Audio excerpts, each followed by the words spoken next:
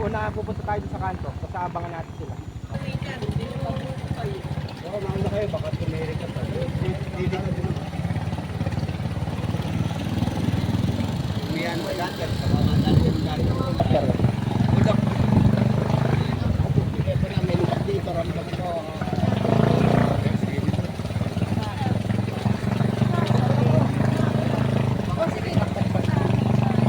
Ay, parang mo. Ha?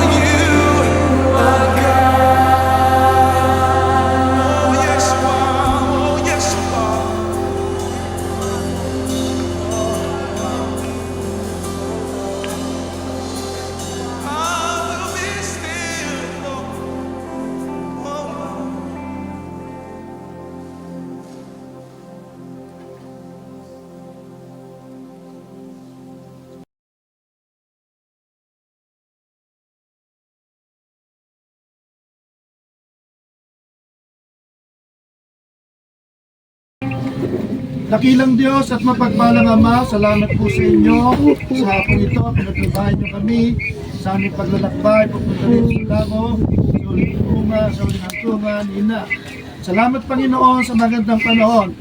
Salamat po sa bawat isa. Panginoon, aming dalangin, Banal na Espiritu, na kayo magbigay ng kaaliwan, ng kapayapa at kagalakan sa puso at buhay ng mga nangungulila. Dakilang Diyos, sa hapong ito, sa inyong dakilang kapangyarihan, nagdideklara kami, Panginoon, ng kapayapaan at kagalakan sa bawat isa. Isulat mo mula ngayon, mapapalad ang nangamatay ng nasa Panginoon, sapagkat mamamahinga sila sa kanilang mga pagpapagal at susundan sila ng kanilang mabubuting magagawa.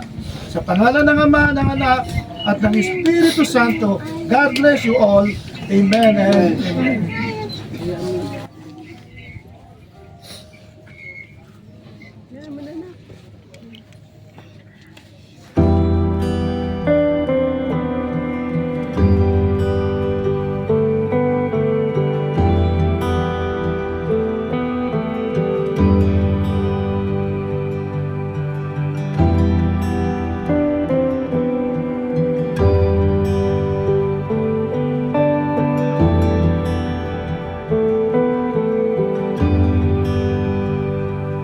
All these pieces broken and scattered, in mercy gathered, mended and whole, empty-handed but not forsaken. I've been set free, I've been set free.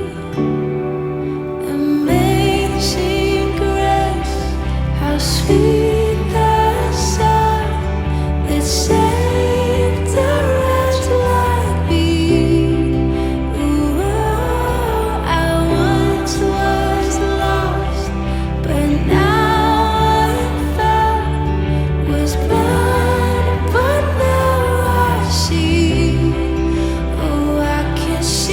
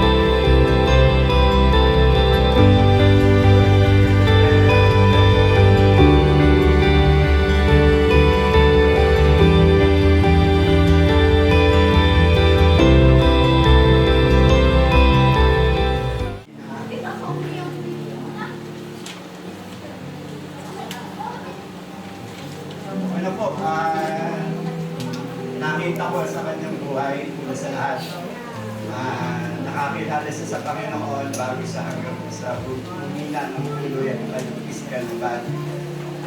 Pero alam ko po talagang nanampalataya siya sa ating Diyos, ang Panginoong sa Kristo bilang Diyos na tagapagligtas ay nasa puso niya. Kaya ako po ay mananampalataya, naniniwala siya ay nasa piling ng ating Panginoon ngayon. Papasalamat po ako sa aking inaan dahil hanggang sa uling oras po ng kanyang buwan. Talagang pinakita po niya yung sa aming pamilya yung patuloy na pagkakaisa, pagmamahal, at tulad na ginawa ng example as a mother na talagang o lola. Talagang lahat napakisamahan po niya na maayos at maganda lahat ang relasyon. Masakit po na itong huli na nakita mo na talagang pag pinatake siya ng hingat o pinita.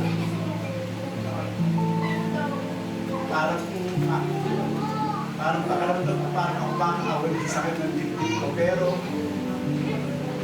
kung ganun katawa na talagang ipinabaya ko na rin po sa Panginoon kahit napakasakit po sa aming kalooban dahil napakasakit po sa harapan mo na laging nag-aahap ng Panginoon, laging nakahawak namin sa aming atin. Panginoon, pauwiin mo na po ako kasi sa naghihirap ako ng ganito. Kaya po, papasalamat ako sa kanya na talaga ayaw pa rin yan magpahaba ng pagbigat pa o maalagaan pa siya ng gusto ng aming magkakapatid ng aming pamilya. Kaya ang aming nila po ay talagang nakita ko ang tunay na hanggang sa uli ano doon pa rin yung pagkikare sa amin mga anak ko na ako.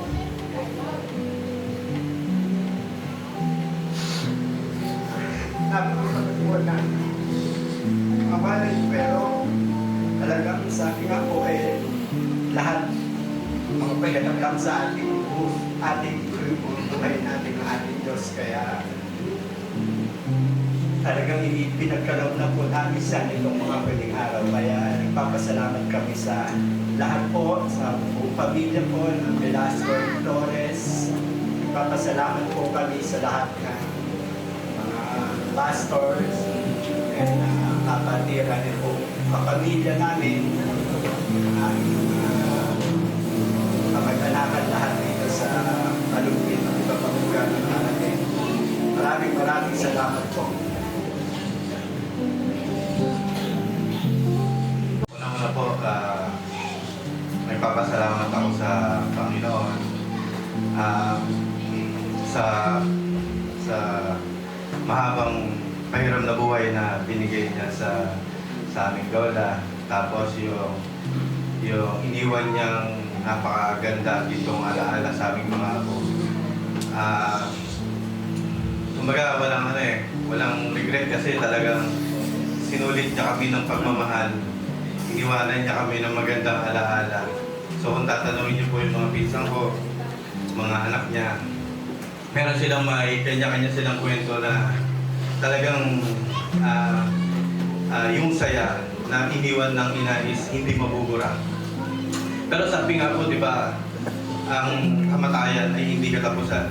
Ang kamatayan po ay, sabi po sa Bible na ito po ay pagtawid lamang sa buhay na walang hanggan. Naniniwala po ko na tunay na mas maganda ang kalagayan ng ina kaysa sa ating lahat. Dahil alam ko na umuwi siya sa Panginoon at nagpapasalamat din po ako sa aking lola dahil yung respeto at pagmamahal na aral na binigay niya sa amin ay dadalhin namin mga apo niya, mga anak niya. Kaya yung mga pinsan ko, mga tito ko, mga kamag-anak ko na nandito, sabi, yung iba, di ba, pag nawala yung lola, yung pinakaugat, tapos wala na, kumbaga parang watak-watak na yung pamilya. Kaya sana sa atin, manatili yung iniwan sa atin na na pagmamahalan, na respeto sa bawat isa. Alam ko, busy na tayo, may kanya-kanya na tayong buhay. Pero sana yung iniwan niyang aral sa atin, lagi nating ibakas sa ating mga buhay. Lahat naman tayo uwi sa Panginoon, pero nawa, lahat ng generation na dadaan pa sa atin is ganun din yung ibigay natin sa kanila. Yung pagmamahal at respeto na tinuro sa atin ng mga nauna sa atin. Kaya alam ko meron mga dumadating na hindi pagkakaunawaan. Kasama yan eh. Kasama sa magkakamag-anak yan. Pero sana, in the end, lagi tayong magmahalan, laging manguna lagi yung pagmamahalan natin. Pero isa lang po ang hinihiling ko at ilang araw na po na parang kinukuntik yung puso ko ng Holy Spirit na sabi nga is dito sama-sama tayo sa lupa. Nawa, pag dumating ang Panginoon, sama-sama din tayo sa langit. Kaya sana pagbigyan ako ni Pastor na ipag-pray yung mga kamag-anak ko na nandito. Kaya gusto ko lang kung okay lang po ba? Okay lang po ba? Tapos may babasahin lang po ako na dalawang verse lang. Grab pass, pa-display mo verse. Sabi nga po, di ba, sa Romans 10:9-10, ito po yung regalo sa atin ng Panginoon. If you declare with your mouth, Jesus is Lord, and believe in your heart that God raised Him from the dead, you will be saved. 10, for it is with your heart that you believe and are justified, and it is with your mouth that you profess your faith and are saved. So sabi, napakadaling maligtas pala. Sabihin mo lang at maniwala ka sa puso mo na ang Panginoon ay siya ang Panginoon. Ang Panginoon ay si Jesus at siya'y namatay at nabuhay muli. I-confess po natin, kumbaga hindi lang po natin paniwalaan, ibigkas po ng ating mga bibig. Kaya po, sinabi ko na nga po kanina kay Ninong, kay Balong, at sana pagbigyan nila ako na ipag-pray ko sila sa harapan. Kaya tinatawagan ko po si Tito Willie sa si Balong, yung pinaka malapit po sa akin. Pag-pray ko lang po kayo sa harapan saglit. Tulungan niyo po ako na i-ano sa akin. Sana si Tito Barney kung kabayad sa akin. Kasi po ilang araw na po ako pero hindi po ako mapakali, hindi ko alam kung bakit. Pero sana tulungan niyo ako. Tabot pa rin ang kumay ko. Okay lang yan. Meron naman ko IS yan. Sige po, tayo po ay pumikit yung po at manalangin. Panginoon namin Diyos, pinapanalangin ko po sa inyo ang mga kapamilya kong ito, Panginoon, at inilalapit, Panginoon. Panginoon, pinagkakatiwala ko po sa inyo ang kanilang mga buhay. Ama, wala po akong kakayahan, Panginoon. Tulungan niyo po ako, Panginoon. Tulungan ako ng iyong banal na Espiritu, Panginoon. Na basagin, Panginoon, anumang humaharang sa kanilang mga puso, Panginoon. At nawa, Lord, tunay po kayong tanggapin, Panginoon. Sabi niyo nga po, Panginoon, sa inyong salita, Panginoon. Kami po, Panginoon, ay inyong ililigtas, Panginoon. Kami lang po ay maniwala, Panginoon. Kaya, Lord, ang mga mahal kong ito, Panginoon, ang mga mahal kong dito, ang mahal kong pizza na ito, Panginoon, ay nilalapit ko po sa inyo, Panginoon. Balutin niyo po sila ng inyong banal na dugo, Panginoon, at protektahan, Panginoon. At sa pagdating niyo, Panginoon, sama-sama kami, Panginoon, na dadaw sa inyo at pupunta, Panginoon. Wala pong may iwan, Panginoon. Dinedeclare ko yan sa pangalan ni Jesus, Panginoon. Wala pong imposible sa inyo, Panginoon. At ang pamilya Velasco, ang pamilya Flores, Panginoon, ay aking sinisil, Panginoon, ng inyong banal na dugo, Panginoon. At alam ko po, Panginoon, na wala pong imposible sa inyo, Panginoon. Kaya, Lord, nilalapit ko po sila sa inyo, Panginoon. At ngayon po, Panginoon, tulungan niyo po, Panginoon, na kumbik sila, Panginoon, sa ng inyong salita, O God. Sundan niyo lang po. Panginoon naming Diyos, ako si ay ipapasako sa inyong pangalan at kinikilala na kayo ang Panginoon Jesus na muling nabuhay. Kaya mula ngayon, ako po ay nagpapasakop ang buong buhay ng aking pamilya. At Lord, isulat niyo po ang aking pangalan sa aklat ng buhay. At nang sa pagdating niyo, Panginoon, kami po ay inyong kasama. Maraming salamat po, Panginoon. Protektahan niyo po ang aking pamilya at ng inyong banal na dugo, Panginoon, sa natatanging pangalan ni Jesus. Amen. Maraming salamat.